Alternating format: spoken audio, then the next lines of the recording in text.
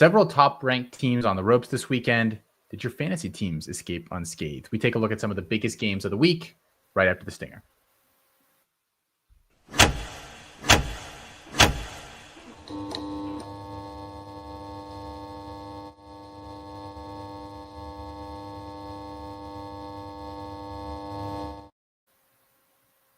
He's Felix Sharpe. I'm Austin Nace here with CampusCanton.com. If you have not already, drop a like on this video, subscribe to the channel here, and check out what we're doing over at CampusToCanton.com. Trying to grow all of the college fantasy formats, including the Campus to Canton format. Felix, a really big day of college football here, kind of setting up for the CFP playoff, this initial 12-team grouping.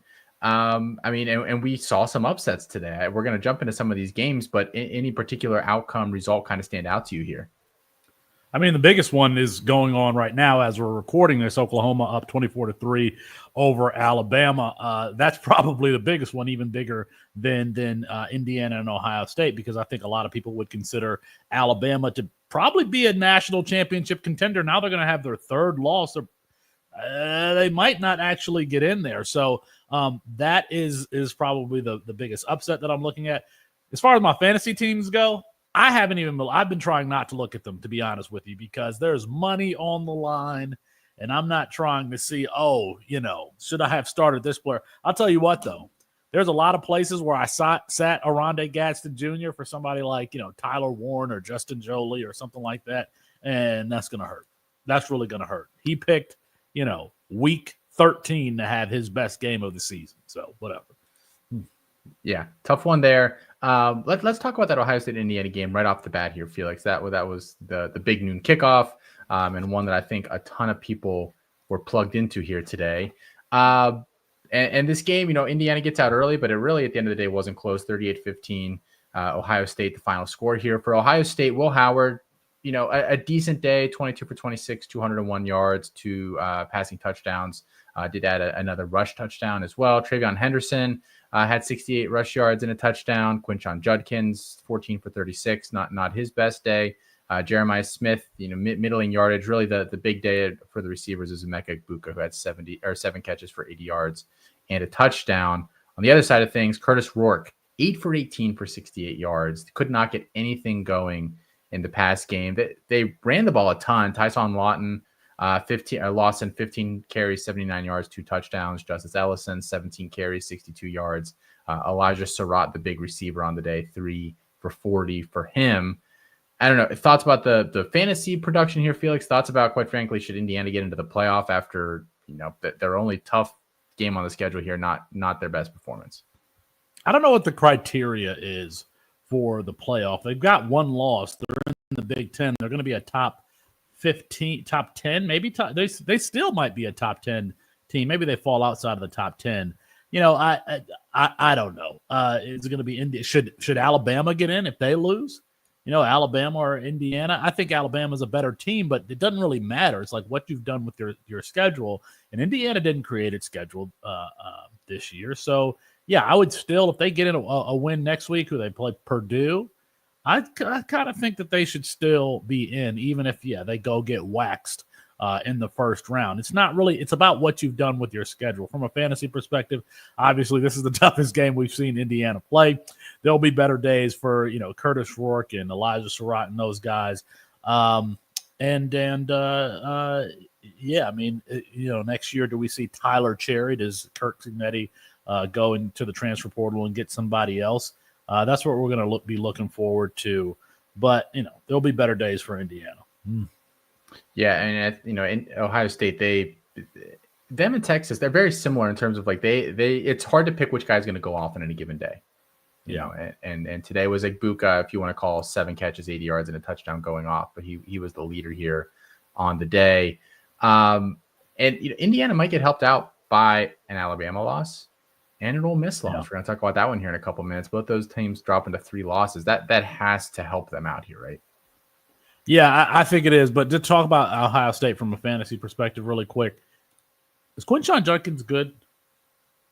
Is Quinshon Judkins good? Because if you take out the 100-yard games he had against Marshall and Western Michigan, he's averaging like 52 yards a game. In this one, 14 for 36. I mean, they obviously tried to get him established.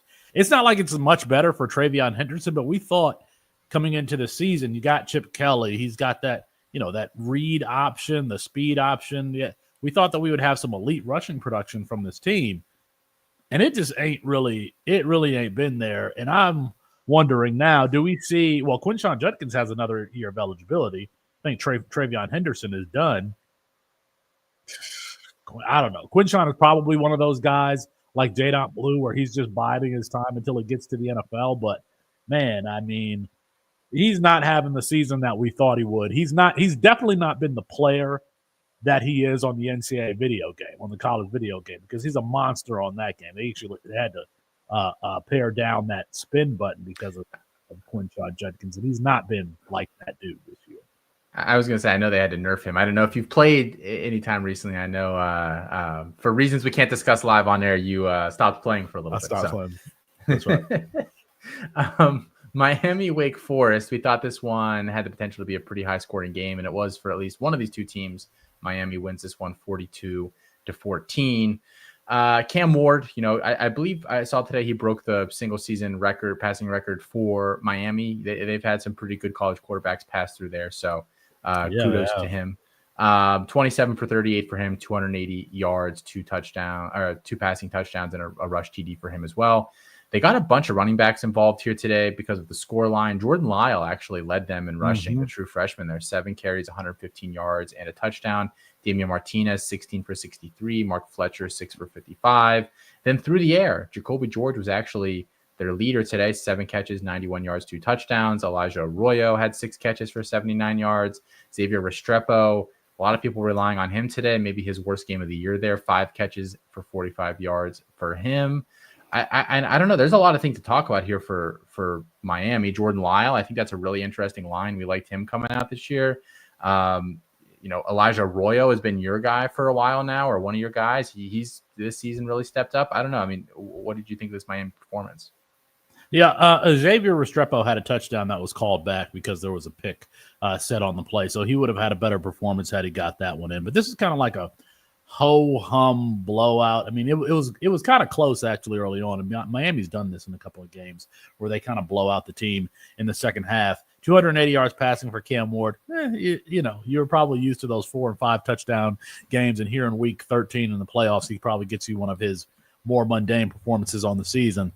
I think when I look at Miami, I'm looking at towards 2025, right? Because you've relied on Cam Ward, you relied on Xavier Restrepo. You probably drafted Damian Martinez relatively highly, and he hasn't really done it for you. I think Damian Martinez probably has 1 year left, if I'm not mistaken. But what is this team going to look like in 2025? Because Mario Cristobal, it seems like he is someone who can microwave a season. He's done it this year. Could he do it next year, bringing in a quarterback to take the reins from Cam Ward? Could he bring in another wide receiver? You got George is going to be – I think George is going to be staying. I think Sam Brown is done. Elijah Arroyo, I mean, he's a junior, but I'm guessing redshirt freshman year, and he's probably got at least one medical redshirt. Elijah Arroyo might have 2 or 3 years left remaining in eligibility, given that this is first year being healthy. So, I'm really starting to think about this team as they move towards 2025. Remember, it's Mario Cristobal, defensive head coach. So I didn't think that the pairing between he and Cam Ward was going to work. Does he revert back to more of that conservative style that I would expect from a defensive head coach in 2025? Let me see, does Damian Martinez actually have eligibility left? Yeah, it says he's a junior, so he definitely has eligibility left. Could he be a guy that gets heavy volume in 2025? Could Mark Fletcher be a guy that gets heavy volume in 2025? I just think that this offense is probably going to look different without Cam Ward, without Xavier Restrepo, probably a lot different because Cam Ward's play style is so unique to him. But, you probably didn't get what you wanted in the fantasy playoffs from anybody except for Elijah Arroyo. But, that's college fantasy football. And Arroyo's done it for this year. He has played in at least 5 games every year he's been in college, 2021 through 2024. So he is gone. Restrepo's gone. And for Martinez, I don't know if it makes sense to go back. You've got the guy that's the same exact player as you, splitting the carries 50-50 with you right behind you. And Fletcher, Lyle looked good today. They've got some other backs on that team, Chris Johnson, AJ Allen. They've got some guys there. I mean, I think there's a real chance that like the 4 or 5 leading receivers on this team, the leading rusher, their quarterback is all gone for next year. So it's a lot to replace. This kind of feels like maybe Miami's year, and then you reload for maybe 2 years down the line or whatever. But Reese Poffenbarger, I'm a fan. Reese Poffenbarger, I'm a fan. He didn't end up there, right? Where'd he go? He's there. No, he's there. Oh, he is? He's there with Emory Williams. Yeah, I would expect next year it would be Williams versus Poffenbarger to, at least right now, unless if they don't bring somebody in, it's going to be those two competing for the starting job. Miami fans probably don't love to hear that. Wake Forest, there's nothing really of note to talk about. Hank Bachmeier left this game. He had 86 yards passing. Michael Kern came in and added 13 more. Damon Claiborne, really the only performance on the day, 19 carries for 62 yards, and he had a couple of catches for 14 yards. As well. I don't know. Any thoughts on Wake Forest, Felix? I have nothing on them, quite frankly. It's a private school. Tuition is really high. Most people can't go there. That's my thoughts. All right. Thank you for that breakdown. Felix, Ole Miss drops today. Yeah. They've got 3 losses now. They are probably out of the playoff equation, losing to Florida here 24-17. Felix, I'm going to go through the stats here, but I want you to think on a question for me before we do that. Is it time to have a discussion about Billy Napier? Keep that in mind here real quick. DJ Lagway, 10 for 17 on the day, 180 yards passing, 2 passing touchdowns. Not really anything on the ground. They've really been keeping him in the pocket so far this year. Montrell Johnson, their leading rusher, 107 yards and 2 touchdowns on the ground for him. Jaden Baugh did have a receiving touchdown on the day, about 65 yards total for him. And then Elijah Badger, 5 catches, 87 yards, and a touchdown. On the other side of things, Ole Miss, Jackson Dart had over 300 yards, 2 touchdowns, 2 interceptions. A bunch of interceptions that he got to do over again at the end of the game, and he kept throwing more and more interceptions there. Micah Davis, the leading rusher on the day, 11 for 27. Caden Lee, a kid we're looking at for next year, 6 catches, 94 yards, and a touchdown, led the receivers on the day. Jordan Watkins, 8 catches for 70 yards. And then Trey Harris did have 1 catch, 43-yard touchdown, and then left. Looks like he might have re-aggravated an injury there. Circling back to that question, Felix, are we on apology alert on Billy Napier? He gets LSU last week. He gets Ole Miss this week. I mean, I don't know. I got to raise my hand. I've been calling him last year head coach Billy Napier, and he's turned it around. I mean, it takes character to not quit on a season, right? And they obviously have not quit. Have dealt with a ton of injuries, including to Graham Mertz and then DJ Lagway for a certain time. And now they're finding their mojo here late in the season. They're bowl eligible, which I know is like a terrible bar or a threshold, but they are bowl eligible in a season that we thought Billy Napier would get fired. Who would they replace him with? Actually, to be honest, there's probably a number of coaches that they could replace Billy Napier with. But the way he's finishing the season, they're going to give him at least one more year to see whether or not he can carry it over into 2025. I wish I could look at the stats from a quarter perspective, because Jackson Dart was dealing. He was throwing some dots early in this game, and Trey Harris got injured in this one. He dropped the ball. Caden Lee dropped the ball. Caden Prescorn dropped the ball. I mean, he was Jackson Dart. And this is my first time watching him like extensively in a long time. I got to admit, he looked really impressive, at least in the first half. So I wish I could. And by the way, getting the first downs on the ground too, adding another 71 yards on the ground. So, when we talk about the quarterbacks who could go on day one, his name never really comes up. And if you're playing in Campus to Canton League, that's probably important because it's something that we want to consider. Could he be this year's Bo Nix? Could he be this year's Bo Nix is the one I'm going to throw out there because there's nobody that thought that Bo Nix was going in the first round. At Cam Ward, Shedeur Sanders, maybe Jalen Milroe. There's probably going to be somebody else, right there. I don't think it's going to be Garrett Nussmeier. I think he goes back to college, especially with Bryce Underwood going to Michigan. Brian Kelly's probably going to be begging Garrett Nussmeier to stay in Baton Rouge. So, Jackson Dart, could we be talking about him as being a first-round quarterback? I think it's possible. I definitely think it's possible. And I don't know what happened. I was going to start Ulysses Bentley in a playoff matchup because no Rashad Amos in this one, no Henry Parrish Jr. and they put this little Micah Davis dude. Isn't this dude a wide receiver? Am I mistaken? He's a wide receiver, and he got all the carries. He's basically a return man. Okay. I mean, it is essentially what he is. He came in from Utah State or whatever this offseason. So, okay. Yeah.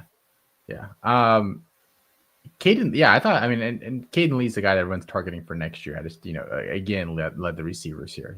It's interesting because he wasn't a highly rated guy, and didn't do a lot as a freshman, but they like him there. They like him there. So, I think if he's hanging around in leagues out there, you should probably go get him before the season's over here and people figure out what's going on there. You were the original Jackson Dart guy here. I mean, do you have an opinion about him, his projection to the next level? He's a gamer, for whatever that's worth, and whatever that nebulous term. He really, really is. With as described as a heavily taped ankle, I think, before the game today, and he was putting his body on the line. The touchdown pass specifically to Caden Lee was nice, about a 30-yard rope right up the middle of the field between two safeties. It was a really nice pass. I think people might get caught up on the 2 interceptions and kind of how that game ended, but it definitely was a better performance. And I think those numbers suggest. I mean, Jordan Watkins missed a walk-in touchdown a few plays before that where he hit him square in the hands, essentially deep, and he dropped it. Yeah, they had a bunch of drops in this game. I don't know if Harris got hit in his a groin area or if it was his wrist. I couldn't really tell, but he dropped one. They had a lot of drops in this one, hitting players right in the hand. So Georgia here today, but you're giving them a little bit of stick for having this game pretty close at halftime against UMass, but they do end up pulling away in this one. 59-21 is the final score. Carson Beck and Nate Frazier, the heroes on the day. Beck has about 300 yards passing, 4 touchdowns. Nate Frazier, 21 carries, 136 yards, and 3 touchdowns on the ground, with a bunch of the other backs injured right now. Leading receivers on the day, Arian Smith, 3 catches for 110 yards and a touchdown. Lawson Lucky, 4 catches for 60 yards. Oscar Delp, the other tight end there, 1 catch, 17 yards and a touchdown. And Dominic Lovett, 3 for 35 and 1. UMass, I'm not gonna lie, I've literally never heard of any of these dudes, but they kind of tore him up on the ground a little bit. Jalen John over 100 yards on the ground. CJ Hester, 226 yards rushing. That's 226 yards rushing. Yeah, I think that honestly is the thing that I'm taking away from this game. If you're looking at Georgia for the future here, and then obviously Nate Frazier's big day here as well. Yeah, Nate Frazier, 21 carries, 136 yards, 3 touchdowns. It's important because nobody got 6 carries, right? He got 21. So if you're looking forward to next week, let's say in your championship and you need a flex, they're taking on Georgia Tech, right? I mean, I might be firing up Nate Frazier. Carson Beck is finally back. I've had a lot of conviction about Carson Beck. I've said over and over again during this slump that you should trade for him.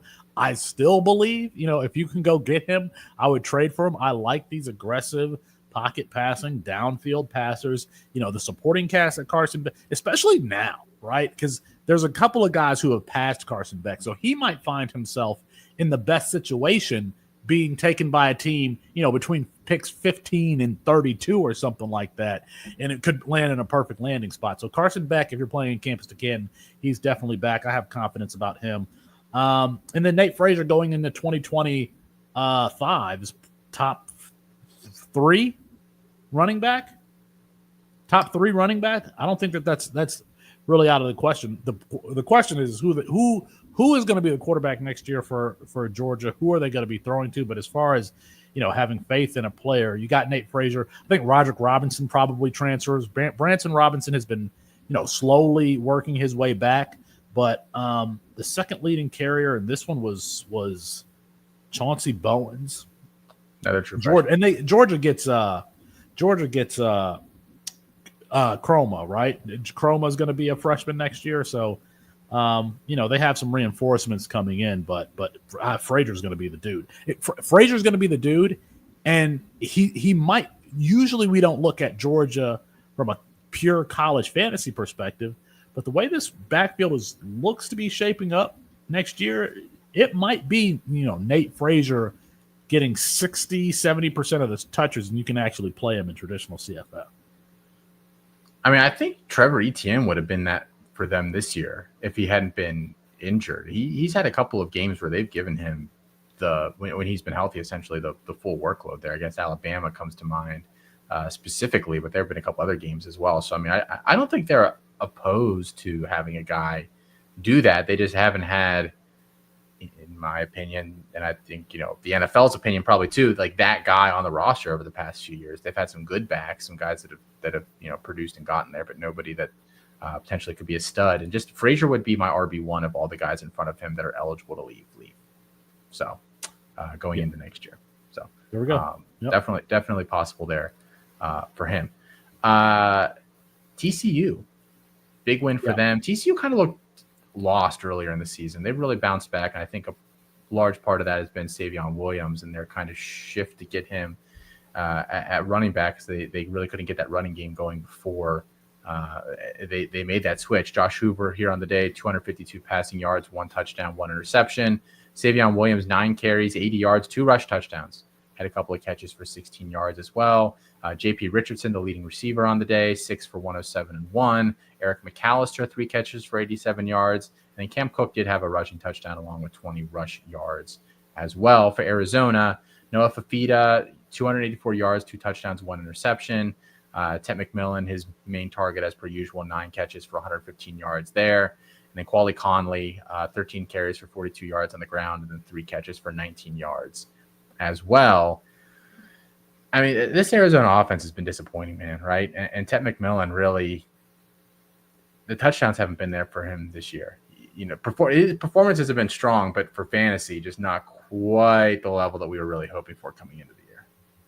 Yeah, he had that 300-yard performance to start the season, and that's all you get. He's really a rose growing through the concrete. He deserves so much better than what he's getting there at Arizona, and he could have entered the transfer portal last year and had his pick of 133 FBS teams that would have wanted to have him. But what did he get in this one? 115 yards receiving, 9 receptions. Obviously, you want to add a touchdown to that if you're in the playoffs, but this is kind of the ceiling that we've expected for Teteroa McMillan on the season. On the other hand, for TCU, credit to Sonny Dykes for figuring out how to use Savion Williams, for the first time in 3 years. Putting him at running back has really been – I mean, they're using him not only at the goal line, but in like short yardage situations. For a 6'5", 225-pound wide receiver, that's and Sonny Dykes, obviously a guy who really wants to pass the ball and put it in Josh Hoover's hands as much as possible. So credit to him for figuring this out. Hey, we need to get this guy the ball. Now, obviously, I think a lot of people, I'm in the playoffs and I got Savion Williams in a lot of different places.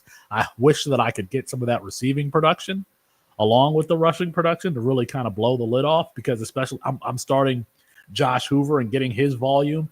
Or what I thought to be volume in a lot of leagues. And it seems like ever since Savion Williams has been doing what he's doing on the ground, that they're running the ball a lot more. We're not seeing the 40 attempt games for Josh Hoover anymore, but he had a really good drive in the fourth quarter and a touchdown drive. Actually, that was a touchdown pass.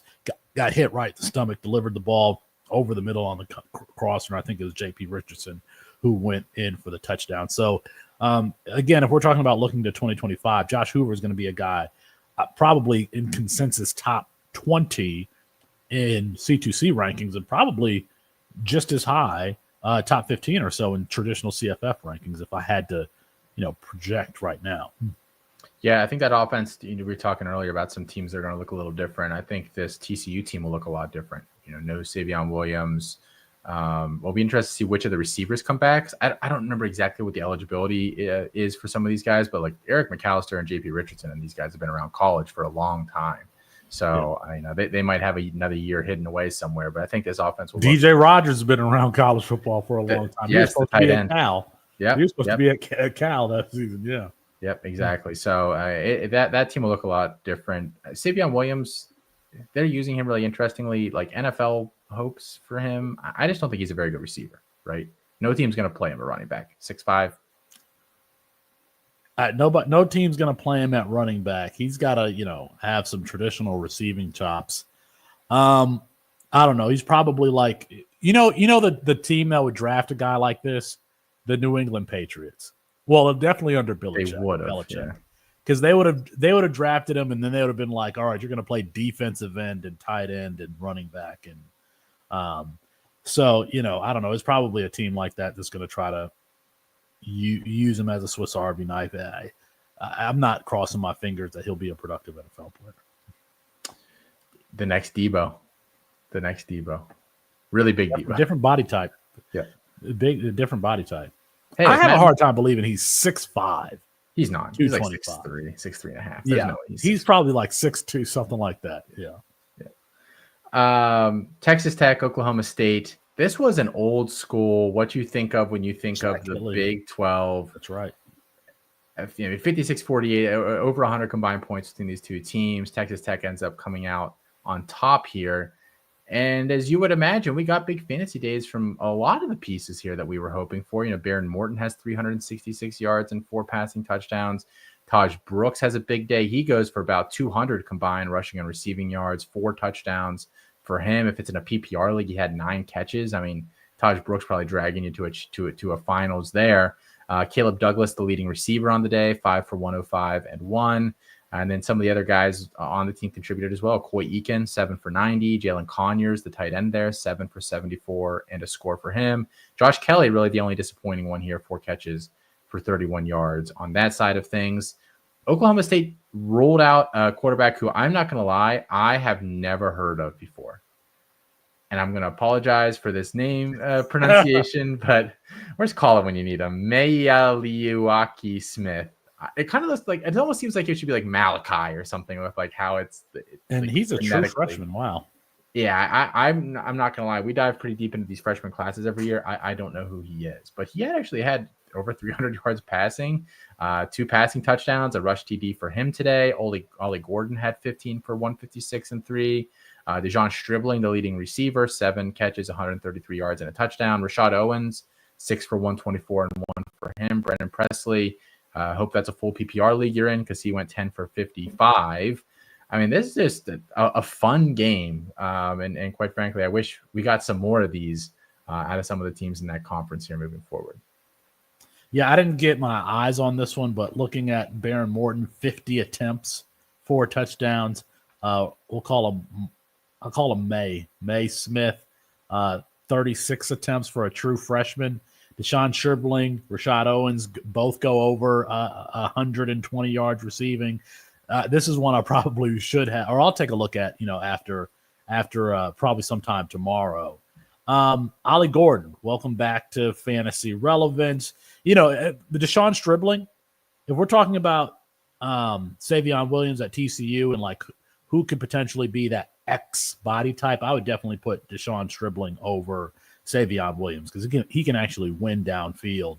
But your boy Michael Hudson, and 50 attempts for Baron Morton and no catches for Michael Hudson. Yeah, wild there. I don't know. I don't know what the heck is going on there. I mean, he's gone. He's absolutely. He's 100% leaving. He's 100% leaving. And I think that honestly hurts them in recruiting moving forward a little bit. It should. It really should. Yeah. It really. And maybe should. It doesn't matter. Maybe it doesn't matter. But yeah. I don't really have anything else to say about the game. I did not watch it. That was not one that I was tuned into. But I mean, the box score. We had to talk about this game. I was blown away when I saw. And luckily, people probably started Baron Morton. People probably started Josh Kelly. I bet you people flexed Deshaun Stribling. Brendan Presley is a starter for a lot of people. And then if you made it this far with Ollie Gordon, congratulations, you're probably moving on. Yeah, good to see him finally waking up there. Do you think he leaves after this year to go to the NFL draft after the season he had? Yeah, I do. I mean,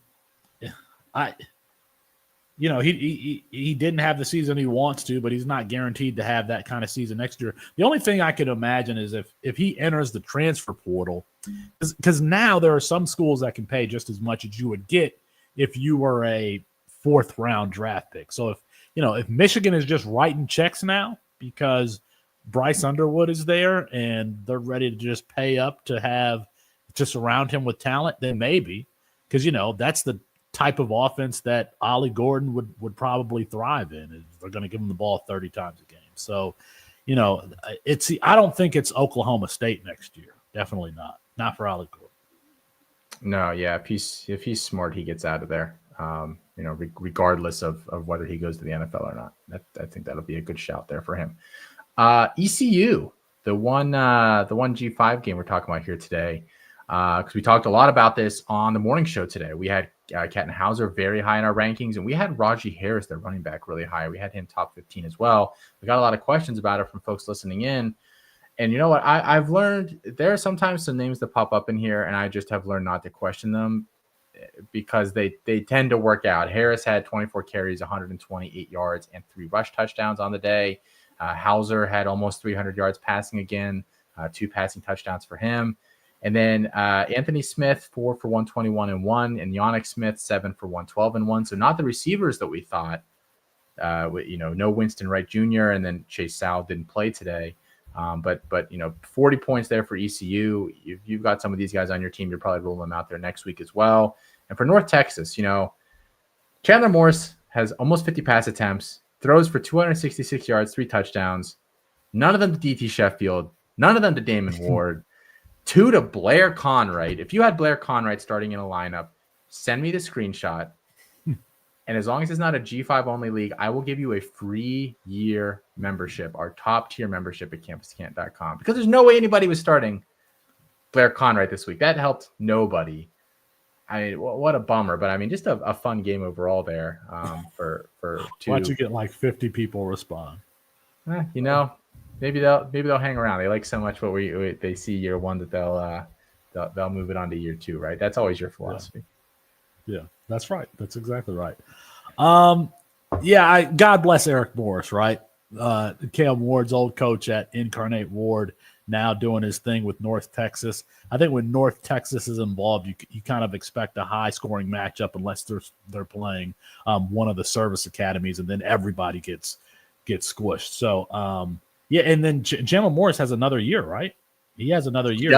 He does. Yeah. Yeah, he has another year. So we're talking about a quarterback 1 next year, if not, potentially the quarterback 1 in traditional CFF. Raji Harris, I feel like he showed some. Oh my God, he's been in school 5 years. I thought he showed some flashes as a true freshman, and he did. 128 carries, 624 yards, and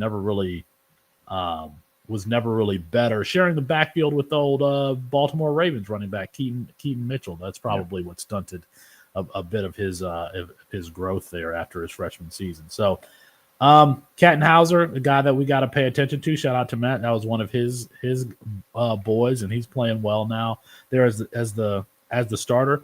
Who am I thinking of? Is it Jake Garcia? Was Jake Garcia at ECU? Mm-hmm. And he just lost the starting job. That's correct. Never got to see Jake Garcia, did we? No. And who was that big guy they had a couple of years ago?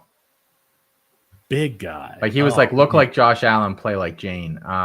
He was like a 4-star. He might be the highest rated recruit they've ever had at ECU. Oh, Mason Garcia. Yes. Mason Garcia. He was terrible. He was terrible. He was awful. Terrible. He got that 1 start because of COVID or whatever. And he was so Mason Garcia, he played in that he's from like the North Carolina, South Carolina area, and he played in their all-star game, was throwing touchdowns to Jalen Hyatt, who's from the same area. So Mason Garcia.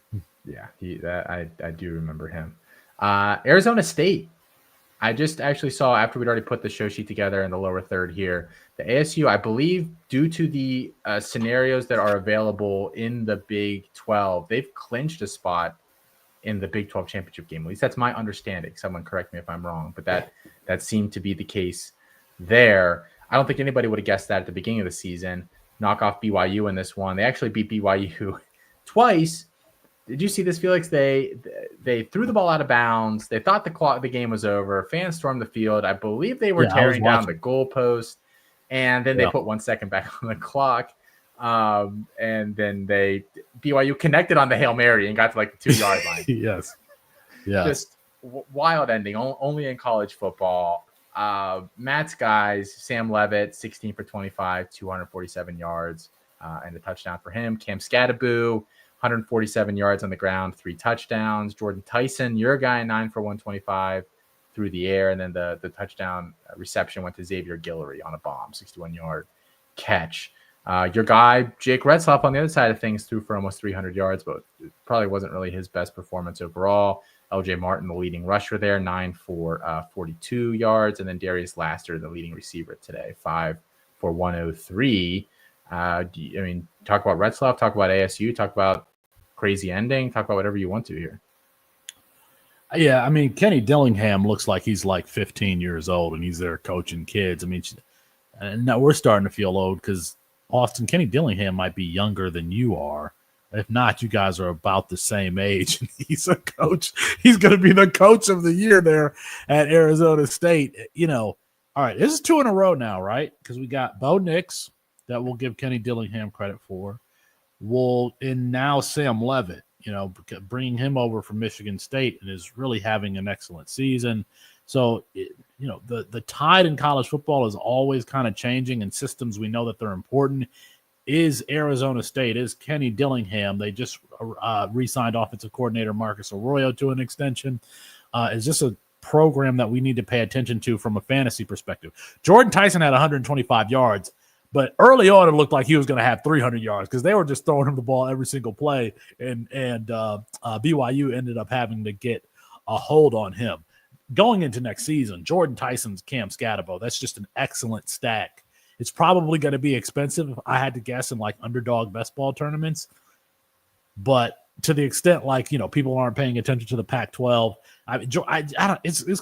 there's no way, because Jordan Tyson's going to be a top 10 receiver regardless of format next year, I would expect. But he's just been having a really excellent season. And by the way, Jordan Tyson winning in different ways, winning deep, back shoulder fade, winning on contested catches, winning on crossers, just winning all sorts of ways. Could have had a touchdown in this one, kind of got tangled up with the cornerback in the end zone on what they tried to do on a back shoulder fade. So love that stack between Sam Leavitt and Jordan Tyson.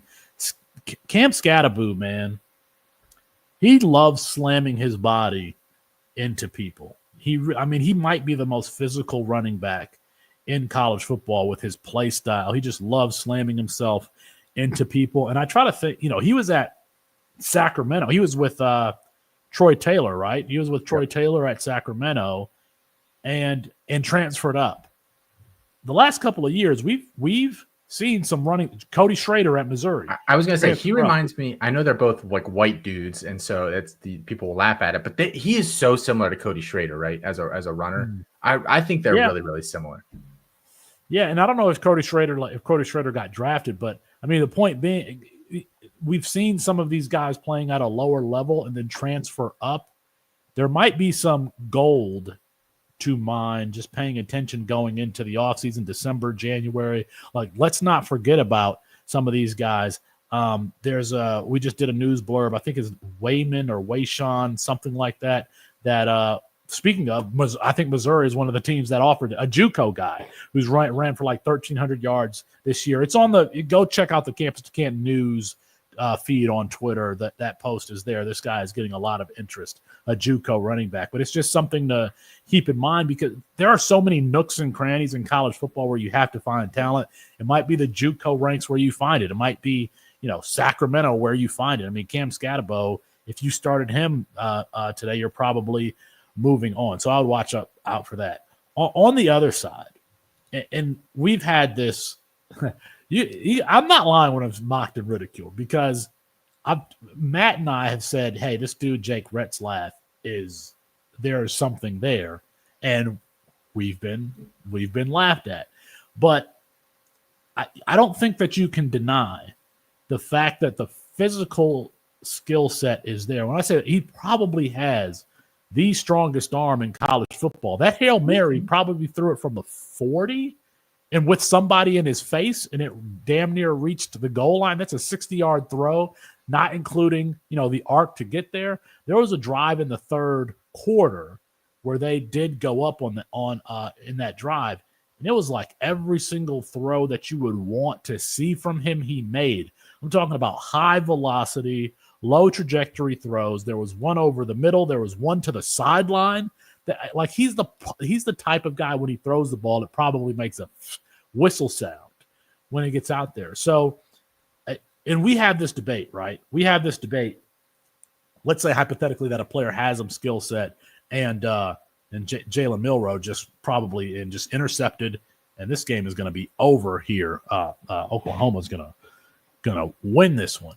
But we've had this debate, like if a guy has a physical skill set and like in campus to Canton leagues doesn't like hit a ceiling in the NFL, I still think that player is worth rostering, right? Like Jake Retzlaff is sitting in a lot of waiver wires places, and you know, it's unquestionable that he has an NFL skill set. So I don't know why we would leave that type of player in campus to Canton leagues, not traditional CFF. Why would leave that type of player on the waiver wire? I wouldn't. I've got him rostered in a lot of places, and if he's on your waiver wire, I would recommend that you pick him up and just hold him. So yeah, that's what I got on BYU and Arizona State. Yeah, I mean, we have him as a 92nd percentile athlete in our database. Really? Some of it helped. You know, he's got good multi-sport count. His ball velocity is good. If you might have been overselling him a little bit, but there's also some variance in these numbers. So you know, I'm just talking about what I see. I didn't realize that. I didn't know he was even in the database. Yeah, so he's got a 4.57 40. You know, I think that the size, the velocity, the straight line speed are kind of the things that he's going to be able to hang. He's just as good as Will Levis. Like if we're going to use Will Levis as a threshold, he's right there. Sure. Yeah, I don't know why not. Just the comps that our thing spits out aren't amazing, but I mean, Russell Wilson's on it, Steve Young's on it, but then you've also got like Tanner Mordecai, Brendan Armstrong. So I mean, there's definitely a shot there. We'll see what happens with him. Let's go on to the next game here. Oh man, big old smile on my face as we talk about this. Colorado loses to Kansas. Colorado gets smoked by Kansas 37-21. Sorry, I'm supposed to remain unbiased. Fun game there at the Kansas City Chiefs Stadium. Jalen Daniels and Devin Neal really, really carried Kansas in this one. Daniels had 189 yards passing and then 72 yards on the ground. Devin Neal, 37 carries, 207 yards, 3 touchdowns, had another 4 receptions for 80 yards and a touchdown. Just monster performances from the both of them. And Kansas now in back-to-back weeks has beaten BYU and Colorado. Iowa State. It kind of makes you wonder, like, what if, you know, if Daniels had been healthy earlier this season, what this Kansas team would have looked like, right? Yeah, I mean, it does. Jalen Daniels looked good. I don't know if it was Devin Neal or just the Colorado defense kind of reverted to what we saw from them last year. You know, they just were not technically sound. They looked like one of these old USC Lincoln Riley defenses, and that's what they looked like today. You know, I don't know that Devin Neal ran like Cam Scatabo, like he was somebody that you would be scared of tackling, but they were not tackling well. So shout out to Lance Leipold. You know, I don't know what this is. It's a season where there's not like an elite football team, right? I mean, we're seeing Alabama is going to lose to Oklahoma here. Colorado loses to Kansas. I mean, everybody's absolutely beatable, and it just happened that, you know, Colorado got theirs. I still think that, by the way, they were down early and they came back, and then Kansas pulled away again because Colorado's defense kind of just couldn't tackle Devin Neal. So let's see how they bounce back. But you know, you can smile because Colorado lost Austin, but I don't think that there's any way to characterize this season for Colorado as anything but a success. I mean, from what they've done, the jump from last year to this year, it's absolutely been a success. I agree. I'll be interested to see if they can build on this, because they lose really the 2 engines on that team, right? You know, they've got now the Julian Lewis coming in next year. We'll see if they can restock the receiver room. Draylon Miller had a really nice touchdown catch today. He was involved early, then they went away from him. It was a good throw too. It was a good throw. It was. Yeah. So I'm not exactly sure why they went away from him there. And just to give the stats there real quick, Shedeur Sanders 266 yards passing, 3 touchdowns. Travis Hunter 8 for 125 and 2. LeJontay Wester 4 for 45, and then Miller 5 for 44 and 1. I mean, I think the big thing they had to figure out the run game, right? No matter what quarterback they bring in there, they could bring in DJ Lagway. They got to figure out the run game, or else they're not even trying though. No, right? They're not. I mean, they're not even trying. So I don't know if they're trying to figure it out. Yeah, and I think that the offense is designed to highlight, Shedeur Sanders. Is Pat Shurmur and Coach Primer, they're going to want to do that with another quarterback, Julian Lewis or, some other quarterback. I don't know that they'd necessarily be inclined to, but they've got good running backs. Isaiah Agustave, a guy that we like. Dallin Hayden coming from over Ohio State, a guy that we like. They allegedly liked the white guy who was one of the guys left over from the Colorado team. I forgot what his name was. Offerdahl or whatever his name. Yeah, he seems to have gone away now. They don't even give. He doesn't give. I don't know if he's injured or what, but he doesn't get the ball anymore. So it's not like they don't have talent there. It's just another season of recruiting the offensive line, maybe. And kind of changing an offensive philosophy after Shedeur Sanders leaves, but they don't even try to run the ball. Travis Hunter, you got him as a Heisman Trophy winner, or are you going with Ashton Jeanty? What was Genty's final stat line tonight? The problem for Genty is he's been banged up the back half of the season. He got hurt, and he was hurt today, but he had 20 carries for over 150 yards. Let me see. Let me see what I don't know if it was like one of those 300-yard performances like 19, 169, and 1. Yeah. So, that's pretty good. Who he passed today in college career rushing yardage? You know who he passed? Who? Kalamazoo Central's own Jerome J.C. Harrison there for Washington State, Cleveland Brown. Well, you went to Eastern. Something happened at Eastern. I don't know. Nobody knows what happened at Eastern. He ends up at Washington State. Had a great career there at Washington State. And Ashton Jeanty passed him today on the all-time career rushing yardage list. Kalamazoo Central Zone. Kalamazoo stand up. Do you just get like a notification when something happens with a Kalamazoo area athlete? Is that probably there's a service for that? Probably there is. Perfect. There is this very niche service. I would like to subscribe to these Kalamazoo texts if I can get in on that action. Yeah. Texas wins today. I think it's just another kind of ho-hum. Texas is going to go to the playoff type performance. 31-14 over Kentucky. Nothing really that notable for Texas. Quinn Ewers under 200 yards, 2 passing touchdowns. Trey Wisner 26 for 158 and 1. Jaden Blue had almost 100 yards rushing and a touchdown as well. And then the receiving split as per usual. Matthew Golden 7 for 86. Gunnar Helm 5 for 51 and 2. Isaiah Bond had a couple of catches as well. Seems like he was limited by an ankle injury, I believe. But I mean, Texas just spread it out as per usual. And really, the only thing to talk about for Kentucky is that they benched Brock Vandagriff, and they brought in the true freshman. They brought in the true freshman Cutter Boley, and I believe he immediately hit Barry and Brown on a deep one. That's the only catch that Barry and Brown had. Steve Sarkisian called Trey Wisner one of the toughest players on the team. That's significant. Matthew Golden appears to be the number 1 wide receiver for Texas now, even above Isaiah Bond. It's not like he's getting 150 yards receiving, but he does seem to be the primary guy there. It's interesting.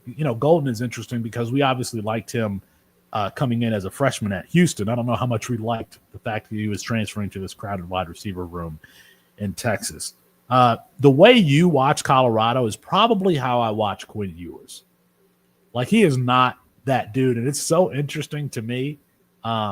Just like a bland, vanilla game manager, and I tried to tell you all from day one that there was nothing particularly special about this player, and I think that that's come to fruition. He was recognized today on Senior Day. He's not a senior; he's a junior. So, what is going to happen with Quinn Ewers? Is he going to go to the NFL? There's no way that dude's going in the first round. there's no like that. There's no way. I don't even know if he's a day 2 player. Like I don't know that you draft game managers on day 1 or day 2. So does he transfer? Because this is him getting pushed out like Jackson Arnold and Dylan Gabriel. He's going to get pushed out so Arch Manning can start. So what happens with Quinn Ewers when the season it wraps up? That's super, super interesting to me. And, while he is technically a junior, he's been in college for 4 years. So, he has been around. I'm sure he's getting a degree, unless he's Stetson Bennett. So I would assume. That's right. That's still one of the most, irresponsible things I've ever heard. It is. Tell the story, because Stetson Bennett was in school for what, 6 years? 6+ years and doesn't have a degree. Yeah. It's borderline impossible to stay eligible for 6 years and not walk away with a degree. It's just wild. And he's proud of it. It's very, very odd to me, that whole thing. Culture issues in Georgia, potentially. Last game here that we're going to cover, Penn State, Minnesota. I think because all these other were happening here today in close games, that this Penn State performance really went under the radar, but they were not good in this game. They pulled it out here by a point. Drew Allard, 244 yards passing. He had a rush touchdown. He had a pass touchdown. Nick Singleton had a rushing touchdown on the day. Luke Reynolds had a long rush. They're getting him more and more involved. I think that's really, really interesting moving into next year, because Tyler Warren, who had 8 for 102 today, will be gone. Amari Evans had the receiving touchdown there for Penn State. Penn State had an extra point blocked at the end of the first half that was returned for 2. This Penn State team is not particularly good to almost lose to this Minnesota team. And notable performances for Minnesota. Darius Taylor had 17 carries for 58 yards. Daniel Jackson had 6 catches for 90 yards. Not a lot going on there, but is Penn State any good? Is Drew? They won with smoke and mirrors. Good? Yeah. They won with smoke and mirrors because they had to get a 4th down run from Drew Allard. They had to throw the ball out into the corner to Tyler Warren to win this one. They were winning with smoke and the fake punt, late. They really had to squeeze this one out. Are they good? I don't know. I think that they're one of those teams that if I had to peg, they're probably going to get bounced in the first round. But do they deserve to be in the playoff? Yeah. It's just nobody's good in college football this year. What really hurts is what they did to Darius Taylor. You were hoping for the volume from Darius Taylor. He got it, 17 carries, turned that only into 57 yards. Marcus Major gets the touchdown in this one. Marcus Major, I thought he got a touchdown on through the air too. I could be wrong, but I started Darius Taylor in a couple of places, and thank you for my 6 points, Darius Taylor. On the other side, Nick Singleton didn't do that well himself. 13 carries, 63 yards, 1 touchdown. Katron Allen should own that backfield next year. And how about your boy on that fake punt, Austin? Your boy Luke Reynolds, the freshman tight end there. So maybe we'll see more of him in 2025. Yeah, Reynolds is good. That's really what I can say about him. He's the next guy up there for sure. I think there's legit high-end NFL upside for him should we get to that point. Singleton had 6 catches on the day, and he's actually had a decent amount of receptions this year. But this is going to be the ETN, he's not actually a good receiver, but he's catching all these little dump offs, and people are going to think he's a good receiver because he has 30 catches in his final year there. That's exactly what's going to happen with Nick Singleton, right? We're going to have to fight off people calling us dumb for saying he's not a good receiver. I'm just, it's inevitable at this point. Yeah, to be honest, I'm just distracted because I just saw that I'm looking at my leagues for the first time, and in a league where there's $1,000 on the line, I just saw that I lost. So I'm sorry. Now I'm just I'm ready to go home. Well, we're at the end of the show, so we can end it there, Felix. Good. I've got Nate Frazier on the bench here. I did not start Nate Frazier, and I lost by 10. It's best not to think about it that way, buddy. You know what? I'm not even playing this game anymore. This is stupid. The highs and lows of college fantasy football. We'll be back next week, guys, with another episode from Felix Sharpe and Austin Nace. Good night. Good luck.